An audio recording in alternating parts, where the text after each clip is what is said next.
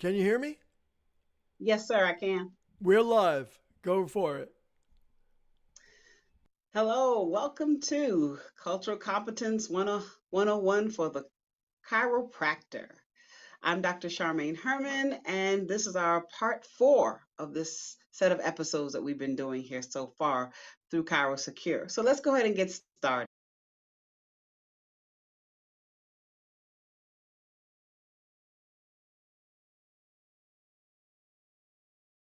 Teacher at Life University College of Chiropractic, as well as in private practice in Alpharetta, Georgia. I've been doing cultural competence for about 15, 20 years now, a lot longer.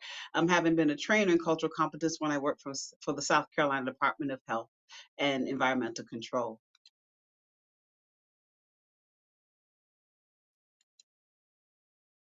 So our goals for today are first to figure out how to become culturally competent, and secondly, to understand conscious and unconscious bias. All of these are part of becoming cultural competent. So, how to become culturally competent? That's something to consider in our world that is diverse and ever changing. So, we want to talk about how we, as doctors of chiropractic, can be culturally competent. As a review, we talked about culture, and that culture is actually the whole person. Every individual is made up of their own culture. The culture includes the food they eat, the holidays they celebrate, the clothes that they wear, the things that they believe in, their idea of modesty, their social economic status. All of that is part of a person's culture, and everyone has their entire separate culture. So, how does one become culturally competent? Well, as a doctor of chiropractic, the definition for cultural competence in healthcare is someone that understands the importance of both social and cultural influence on our patients. How what they think, believe, how they've been raised, and their experiences affect their understanding as well as their commitment to being under chiropractic care. So becoming cultural competent is not learning all the cultures of the world. I had someone tell me that one time. Who has all the time to learn all the cultures of the world? But that's not what cultural competence is about. Becoming cultural competence is first actually thinking about evaluating yourself. So evaluation is a big part of cultural competence. You have to both evaluate yourself and determine who you are in order to become culturally competent. On to the next slide. So again, being culturally competent is again understanding first that this is a learned behavior. You're not born culturally competent. That's something you also have to teach yourself and learn through your own experiences. But again, first understanding your own culture, who you are, and then also honestly and deep determined to understand your biases, both conscious and unconscious biases, because we all have them as well. So, for example, if I look at myself, I know that I am, like everyone else is, a multiplicity of culture and experiences. I'm a Black female. My family were immigrants. I currently teach at Life University. I'm a born again Christian. I call myself a Jamaican because of my Caribbean background, as well as growing up in the United States. I'm a chiropractor. My experiences have been things such as I've experienced racism, I've experienced sexism, I lived through 9/11. I lived through seeing um, the Rodney King beatings, and even the O.J. Simpson trial. Things that have been part of my experiences that make me who I am, that make up the multiplicity of my culture. So, in order to become culturally competent, you have to first think about who you are. Just who are you? And what were your experiences that have actually shaped you, things that you've experienced over your many years as a person on this earth? So that's one part of being culturally competent.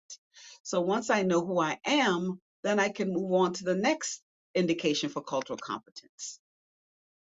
So let's first talk about bias, because I have to understand both conscious and unconscious bias.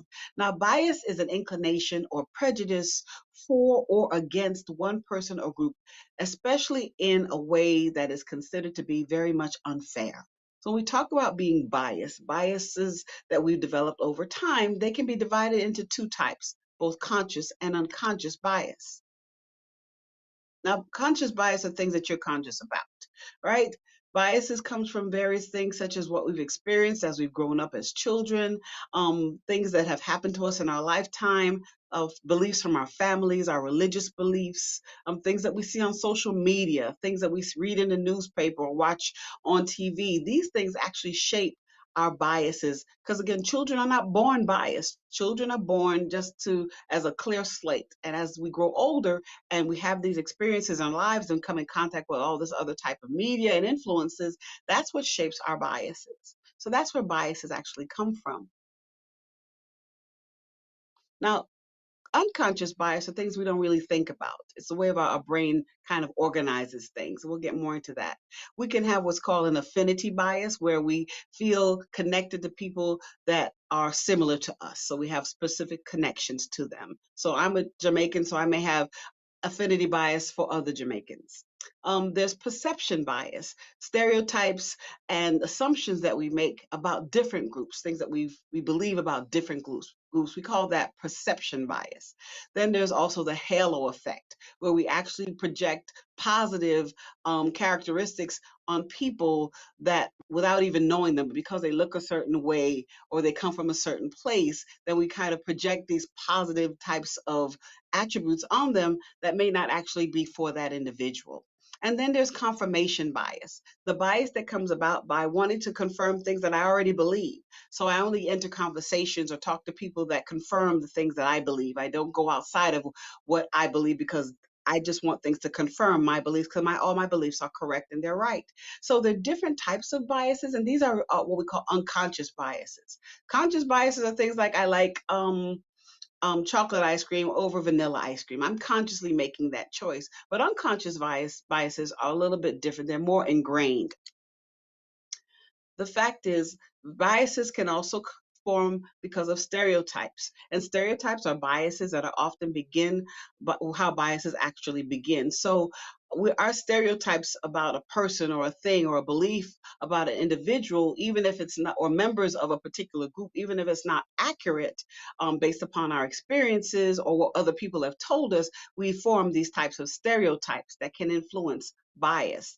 For example, when we form stereotypes, we actually become very over generalization. We put our stereotypes on everyone in a particular group or a particular country. We put the same stereotypes and attribute them to everyone that fall under that particular heading. For example, if I believe that people of advanced age were very slow and unskilled and couldn't do things like learn how to use a computer, and I make that general statement, maybe I met one person or one old elder person who could not do that.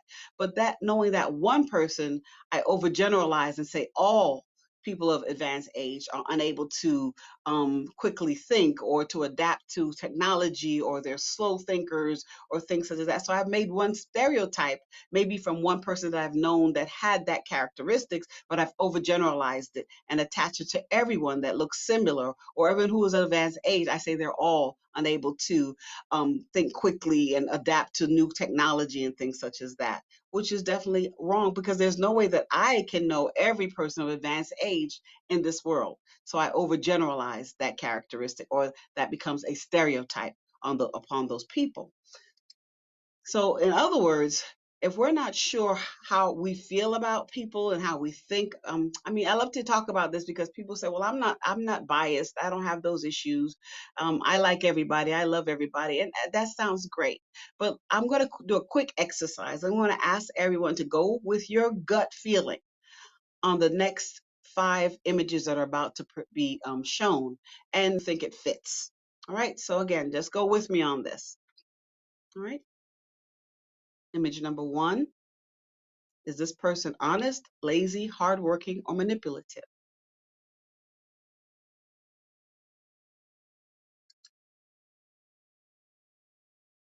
Image number two. Is this person honest, lazy, hardworking, or manipulative? Choose one.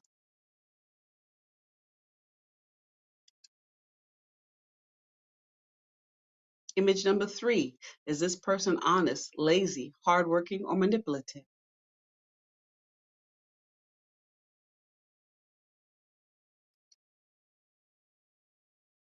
Image number 4, is this person honest, lazy, hardworking, or manipulative?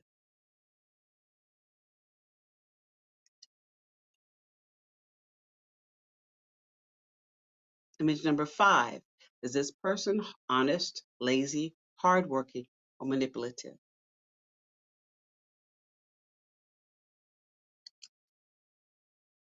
Now, that's just a quick evaluation exercise, a self evaluation, actually.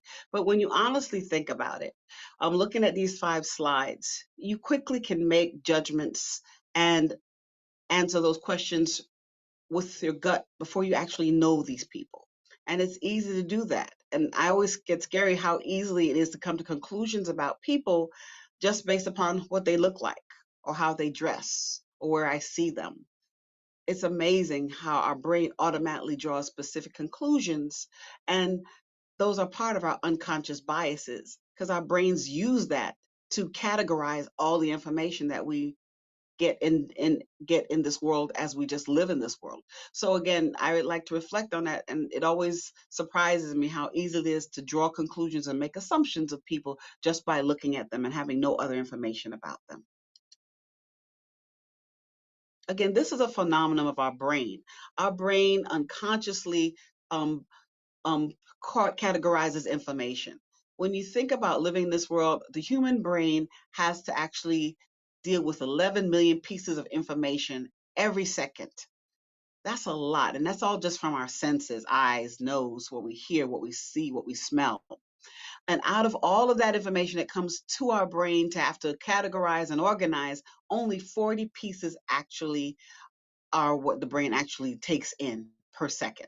So 11 million things coming towards your coming from your senses towards your senses, and only 40 what your brain actually has time to categorize and organize. So no matter how well-meaning we are and saying, well, I'm not a biased person, I'm not biased against certain races or genders or heights or weights or things like that, our brain uses that to organize how we relate to the world.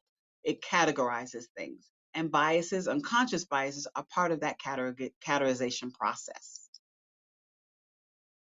So when we think about becoming culturally competent, one thing in order to become culturally competent, you have to first is understand that the origins of where our biases actually come from, our experiences, the things we've seen in our lives, the things we've been exposed to in our lives. We also have to choose to set our biases aside, especially when it's important to be fair and impartial. When we're working with our patients, when we're making decisions and choices, when we want to be fair and impartial, we have to actually consciously set our biases aside once we realize that we do have them. And then we have to utilize so many different things, such as trainings and making opportunities to meet people and find out different things about different cultures, actually put ourselves in positions where we can actually interact with people from different cultures so we can understand that these biases aren't true, that these biases are things that came from what my mother said or what my father said or experience I had with one person in this group years ago when I was a child. So you have to definitely utilize opportunities for training and education to retrain your unconscious biases, retrain your brain to see things differently. So, for example, when it comes to biases and comes to culture, never assume, for one thing, that people who look alike are share or have the exact same culture. I have a lot of friends who are Asian, and they're all very, very different. So I never make the assumption that this person from Singapore is the same as this person from Taiwan. I have to definitely never make those assumptions. So when it comes to culture and being culturally competent, never assume. It's better to just respectfully ask. People love when you ask them about their cultures and want to tell you more about who they are and the things that they've experienced. That sets up relationships and allows us to become a bigger part of this entire diverse world that we live in. So again, when it comes down to culture, never assume that, again, people that look the same have the same culture. It's better just to respectfully ask. When it comes to being culturally competent, it means understanding that one size does not fit all. So again, not making assumptions that people that look the same are the same. Patients that come from the same communities may have very different values. Patients that have the same racial group may have definitely different experiences. So never make those assumptions. One size does not fit all when it comes down to our patients and becoming culturally competent chiropractors. So cultural competence is actually a continuum. You actually start and continue to grow. You start from a place, and again, hopefully no one is starting from a place of cultural destructiveness, where you believe in things like forced assimilation, like what happened to the Native Americans back in the 1800s in our country's history, when they were forced to assimilate the mainstream society's culture. And you go from cultural click you go from cultural destructiveness to cultural incapacity, where racism is maintained by the dominant culture. So stereotypes are believed to be true, and racism continues to be maintained by the dominant culture, similar to things such as the Jim Crow laws or the slave laws and slave codes back again in the 1800s, early 1900s. And you get to a place also of what we call cultural blindness, where, I don't see differences. Everyone is the same. I don't see anyone as different. I treat everybody the same. Most people say this, but because biases are unconscious, we really don't. We really don't understand that that is not true. We can't just say we treat everyone the same. It sounds great, but it's not true for the majority of individuals. We can get to a place of being a cultural pre-competence, where we actually explore the issues and start to think about how culture relates to our practices, our lives, our communities, things such. That's like what we call pre-competence. And we get to cultural competence, we're actually looking at that information differently. We're actually seeing and trying to draw information from people of other cultures, so we can ourselves destroy some of our biases and stereotypes and actually work together in a larger community, being culturally competent. And we try to actually employ people that are unbiased, and we start looking for more and more people who are more rounded as far as how their view of society actually is. And then there is what we call cultural proficiency, and that's a long way away in most cases. I'm still striving toward cultural proficiency, where I'm actually doing research and bringing more viewpoints and understanding how to use that to shape how I work in my practice, how I teach my classes, things such as that. That's cultural proficiency. And again, that's a work in progress. So cultural competence, we don't start off with just get there overnight. We have to determine where we are on the continuum and work towards cultural competence and hopefully onto cultural proficiency as well as we grow as human beings.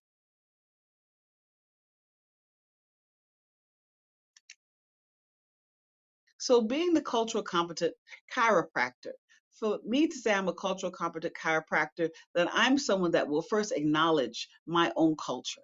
I'm also going to acknowledge that I have biases that are both conscious and unconscious, and recognize those biases. I'm going to strive to respect other cultures, and I'm also going to educate myself about the culture of the communities that I serve. So things such as health disparities in my community.